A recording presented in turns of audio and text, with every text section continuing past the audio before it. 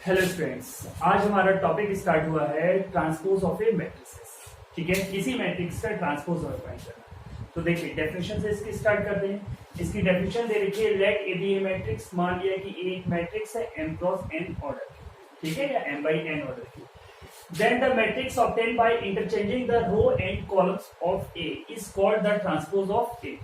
ठीक है, क्या मतलब हुआ कि यानी कि अगर कोई मैट्रिक्स दे रखी है, अगर कोई मैट्रिक्स हमारे पास दे रखी है तो इसकी रो को इसके कॉलम से अगर हम इंटरचेंज कर दें, इसकी रो को इसके कॉलम से इंटरचेंज कर दें, या हम ये भी बोल सकते हैं इसकी रो को अगर इसके कॉलम्स में कन्वर्ट कर दें, तो इस प्रकार जो हमें जो मैट्रिक्स प्राप्त होगी वो क्या कहलाएगी? ट्रांसपोज मैट्रिक्स कहलाएगी। किसकी? पहले वाली मैट्रिक्स। ठीक है, मान लिया कि एग्जांपल ले लेते हैं यहां पे। लेट देखिए एक मैट्रिक्स है, जनरल मैट्रिक्स ले लेते हैं। A11, A12, A13, A21, A22, A23 and A31, A32, A33। Okay, ठीक। नाउ ट्रांसपोज, इसको किससे प्रतिष्ठित करते हैं? ए डैश से या ए टी से। ए ऑफ ट्रांसपोज ऑफ ए, लेकिन जनरली हम लोग यही लिखते हैं, ए डैश। ठीक है, तो कैसे लिखेंगे? जो भी हमारे पास A11, A12, A13, A21, A22, A23, A31, A32, A33। अब इसका ट्रांसपोज लेगा, ट्रांसपोज लगा दिया। ट्रांसपोज का मतलब होता है कि जो भी रो है उसको आप कॉलम्स में कन्वर्ट कर दीजिए। मतलब पहली रो किस में कन्वर्ट हो जाएगी? पहले column A11, A12, A13। Okay, दूसरी रो दूसरे कॉलम में A21, A22, A23। ठीक है, तीसरी रो तीसरे कॉलम में A31, A32, A3।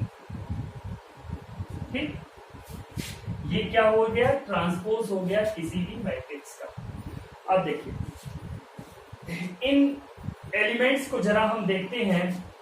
ये हमारा ए का था, ये हमारा ए डैश का एलिमेंट। ठीक है, इन दोनों में देखते हैं कि क्या डिफरेंस आया।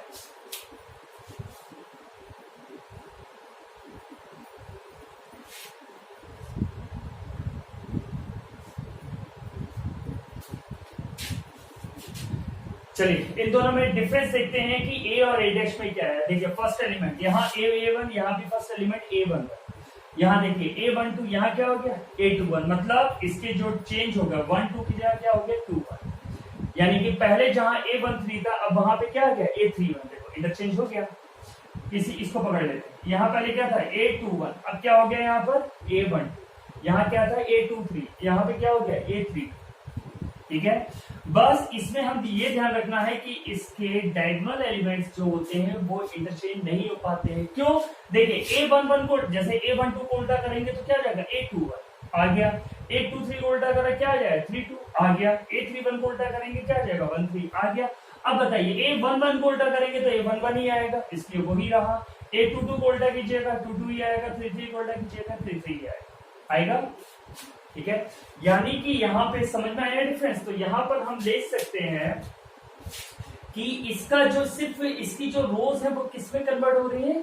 कॉलम्स में। यानी कि जो पहली रो थी वो पहला कॉलम बन गया, जो तीसरी रो थी वो तीसरा कॉलम। ओके गाइस, चलिए इस पे बेस्ट कुछ एग्जांपल्स देखिए स्टूडेंट, यहाँ पे कुछ रिजल्ट है, इस रिजल्ट को हम लोग देख लेते हैं और क्वेश्चन से इस रिजल्ट को प्रूव भी हमें करना पड़ेगा। ठीक है, जैसे ए डैश का होल डैश, ए डैश का मतलब ट्रांसपोज ऑफ ए, और फिर डैश का मतलब ट्रांसपोज ए का ट्रांसपोज, तो वो किसके बराबर होता है?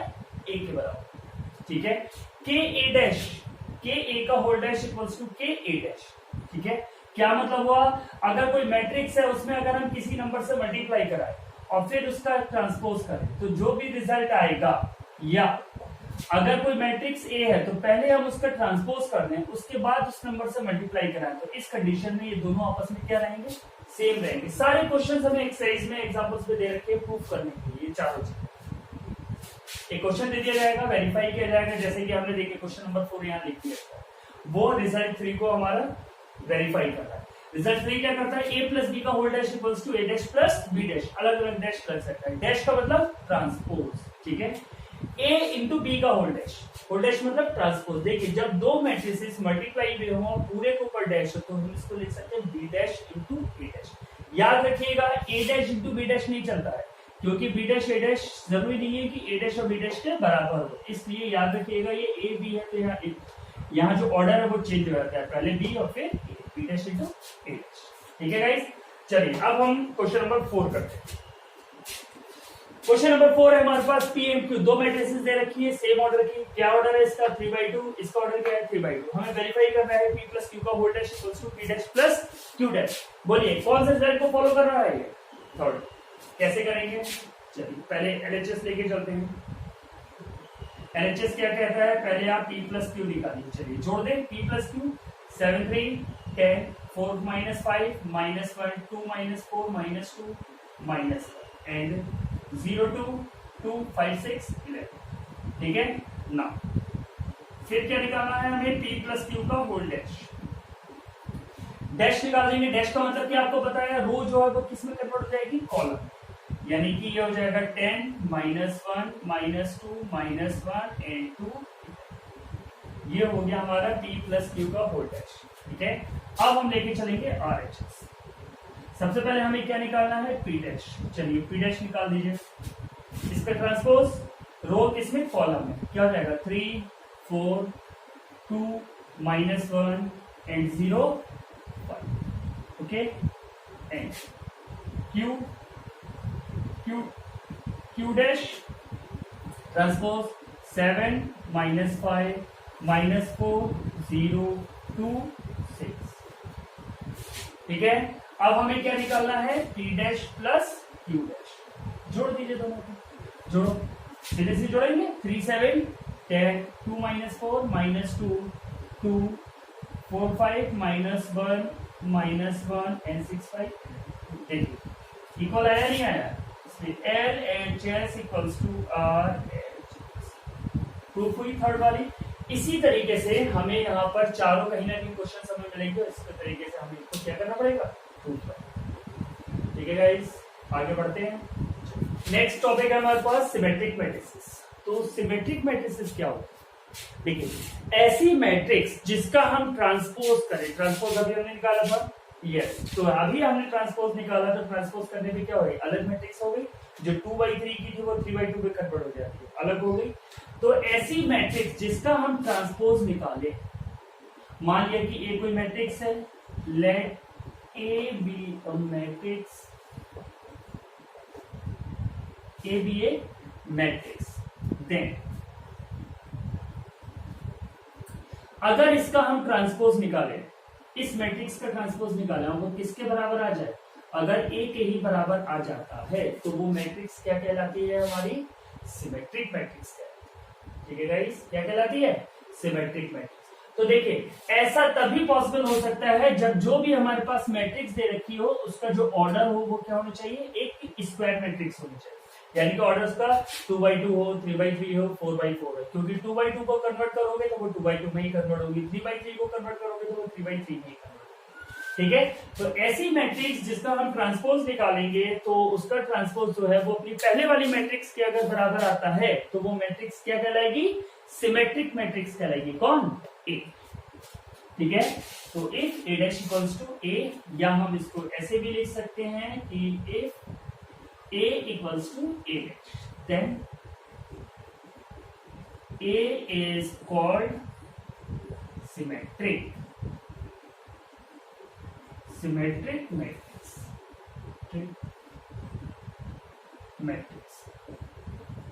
ठीक है, तो A क्या कहलाएगी, सिमेट्रिक मैट्रिक्स कहलाएगी। ठीक है, चलिए इस पर बेस्ड एक क्वेश्चन लेते हैं। यहाँ पे एक एग्जांपल ले लेते हैं। एग्जांपल नंबर 1 है, एक मैट्रिक्स दे रखा है, हम इसका ट्रांसपोज निकालते हैं। ट्रांसपोज ऑफ ए क्या होता है, ए डैश 4√2√2 1/3। ट्रांसपोज का मतलब सिंपल होता है।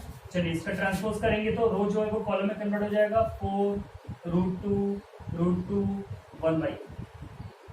ठीक है, अब देखिए ए और ए डैश में कोई अंतर है कोई अंतर नहीं है, तो therefore A dash equals to A, since a dash equals to a, therefore a is symmetric matrix. ठीक है, चलिए नेक्स्ट टॉपिक हमारे पास आता है स्क्यू सिमेट्रिक मैट्रिक्स। तो नेक्स्ट टॉपिक हमारे पास है स्क्यू सिमेट्रिक मैट्रिक्स। तो इसमें क्या, नेक्स्ट टॉपिक है हमारे पास स्क्यू सिमेट्रिक मैट्रिक्स। तो इस स्क्यू सिमेट्रिक और सिमेट्रिक में क्या अंतर है, पहले स्क्यू सिमेट्रिक को देख लीजिए। मान लिया कि ए एक स्क्वायर मैट्रिक्स है, याद रखिएगा जब भी सिमेट्रिक की बात हो या स्क्यू सिमेट्रिक की बात हो, जो मैट्रिक्स हम लेंगे वो कैसे लेंगे, स्क्वायर लेंगे, बताया था अभी। तो मान लिया एक स्क्वायर मैट्रिक्स है, ए डैश अगर हम निकालते हैं तो अगर वो ए के बराबर आता है तो क्या कहलाएगा, ए क्या कहलाएगा, सिमेट्रिक। एंड अगर ए डैश हम निकालते हैं, यहां लिख दीजिए जैसे करके, ए डैश अगर हम निकालते हैं और अगर वो माइनस ए के बराबर आ जाता है, किसके बराबर, माइनस ए के बराबर आ जाता है, तो हम कहेंगे then A is called skew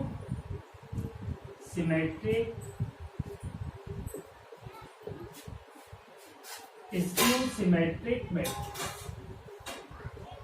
ठीक है, याद रखिएगा अगर ए डैश ए के बराबर आता है तो सिमेट्रिक, एंड जब ए डैश जो है वो माइनस ए के बराबर आता है तो स्क्यू सिमेट्रिक। ठीक है, देखिए एक क्वेश्चन नंबर 5 दिया है, यहाँ एक मैट्रिक्स से रखिए ए, हमें प्रूफ करना है A plus A dash is symmetric. तो समझ लीजिए कि हमें करना क्या पड़ेगा, ए और ए डैश हमें दिखाई दे रहा है, ए हमें गिवन है, मतलब ए डैश हमें निकालना पड़ेगा। ठीक है, और ये क्या मिलेगी, एक मैट्रिक्स मिलेगी। मान लिया कि कोई एक मैट्रिक्स मिलती है, हमें प्रूफ करना है कि ये मैट्रिक्स जो है वो सिमेट्रिक। क्या करना पड़ेगा, याद है सिमेट्रिक की डेफिनेशन के अकॉर्डिंग क्या है कि जो भी मैट्रिक्स हमारे पास है उसका अगर हम ट्रांसपोज निकाल दें, क्या निकाल दें, ट्रांसपोज निकाल दें, तो वो मैट्रिक्स अगर सी के बराबर हो जाए, यानी कि जो मैट्रिक्स हम लेके चले थे उसका ट्रांसपोज निकालने के बाद वही मैट्रिक्स अगर हमें मिल जाती है तो इससे प्रूफ हो जाएगा कि ये क्या है, सिमेट्रिक है ना। जैसे ए डैश इक्वल्स टू, याद है अभी। तो यहाँ पर दो मिलाकर तो उन्होंने बनाई है एक नई मैट्रिक्स, तो इसका ट्रांसपोज निकाल देंगे, यानी कि इस कंडीशन में क्या निकालेंगे, ए प्लस ए डैश का होल डैश। ये एक मैट्रिक्स है ना मिलके, इसका डैश अगर इसी के बराबर आ जाए तो इससे प्रूफ हो जाएगा कि ए प्लस ए डैश क्या है, एक सिमेट्रिक मैट्रिक्स। क्लियर, चलिए सॉल्व करते हैं इसको। हमें ए डैश की जरूरत पड़ेगी, ए डैश निकाल दीजिए, ट्रांसपोज ऑफ ए 4 1 5 8। ट्रांसपोज कैसे निकालते हैं, रो को कॉलम में कन्वर्ट करते हैं, 4 1 5 8, ये ए डैश निकल गया। नाउ हमें निकालना है ए प्लस ए डैश ना। चलिए ए की वैल्यू 4 1 5 8 प्लस करना हम लोग सीख चुके हैं पहले, 4 5 1 8 ऐड कर दीजिए, 4 4 8 5 1 6 5 1 6 8 8 16। ठीक है गाइस, चलिए अब हमें इसको प्रूफ करना है कि ये क्या है, सिमेट्रिक है। तो हम क्या करें, इसका फिर से ट्रांसपोज लिखें। अरे ये एक ही तो मैट्रिक्स है, इसका अगर हम ट्रांसपोज अब निकालें 8 6 6 16 ट्रांसपोज, देखिए क्या हो जाएगा, 8 6 6 16। ये है ए प्लस ए डैश, ये है ए प्लस ए डैश का होल डैश, यानी कि किसी भी मैट्रिक्स का ट्रांसपोज ये इसके यही सेम है ना, यानी कि ए प्लस ए डैश के बराबर आ गया। Since A plus A dash का हमने डैश कर दिया, इससे कंफ्यूज नहीं होना कि यहाँ दो मैट्रिक्स दे रखा है, ये दोनों मैट्रिक्स मिलके हो तो एक ही मैट्रिक्स का ही है ना, यानी किसी मैट्रिक्स का ट्रांसपोज उसी मैट्रिक्स के बराबर आ गया, यही तो मतलब हुआ। इस मैट्रिक्स का ट्रांसपोज इसी मैट्रिक्स के बराबर आ गया, इससे क्या प्रूफ हो गया, देयरफॉर जो गिवन मैट्रिक्स है, यही तो गिवन है, इज सिमेट्रिक। ठीक है, चलिए नेक्स्ट देखते हैं। नंबर 7 है, ए एक मैट्रिक्स दे रखा है, हमें प्रूफ करना है ये एक सिमेट्रिक, इसकी सिमेट्रिक मैट्रिक्स। कैसे प्रूफ करेंगे, जो भी मैट्रिक्स है उसका ट्रांसपोज निकालेंगे और फिर देखेंगे हमारे पास क्या होता है। क्या निकालेंगे, ए का ट्रांसपोज। ट्रांसपोज के लिए क्या बताया, रो किसमें, कॉलम में, 0 A B minus A 0 C minus B minus C 0। ठीक है, अब देखिए हम समझ रहे हैं कि स्क्यू सिमेट्री प्रूफ करने का मतलब कि ए डैश जो है वो किसके बराबर होना चाहिए, -a के बराबर आएगा अपने आप, है ना। तो अभी देखिए क्या ये और ये के बराबर है, देखिए डिजिट्स जो है इसकी बराबर है, लेकिन सिर्फ किसका साइन का चेंज है, कहीं प्लस है तो माइनस, वहां माइनस है तो प्लस, क्या करो एक माइनस बाहर। याद रखिए किसी भी नंबर से अगर हम मल्टीप्लाई कराते हैं तो सम में होता है, और अगर कॉमन लेते हैं तो वो सम में से आता है। यही कहानी साइन के साथ चलेगी, जो भी साइन जो भी चिन्ह हम कॉमन लेंगे वो हर एक के चिन्ह के साथ कॉमन आएगा, ठीक है, मतलब सबका साइन चेंज हो जाएगा। 0ab -a 0c -b -c 0। देखिए क्या ये a के बराबर है, चेक कर लीजिए एक बार, बिल्कुल a के बराबर है, इसका मतलब हम लिखेंगे ये माइनस वैसा ही और ये, ठीक है, since a dash equals to -a, ठीक, therefore a is skew symmetric matrix, ठीक है गाइस। अब देखिए इस एक्सरसाइज में सिर्फ हमारे पास एक छोटा सा टॉपिक बचा हुआ है कि अगर कोई मैट्रिक्स हमारे पास दे रखी है तो उसको हमें कन्वर्ट करना पड़ेगा टू एडजेसेंट मैट्रिक्सेस में, जो एक सिमेट्रिक और दूसरी स्क्यू सिमेट्रिक। तो इसको हम नेक्स्ट लेक्चर में डिस्कस करेंगे। ओके गाइस, चलिए उतार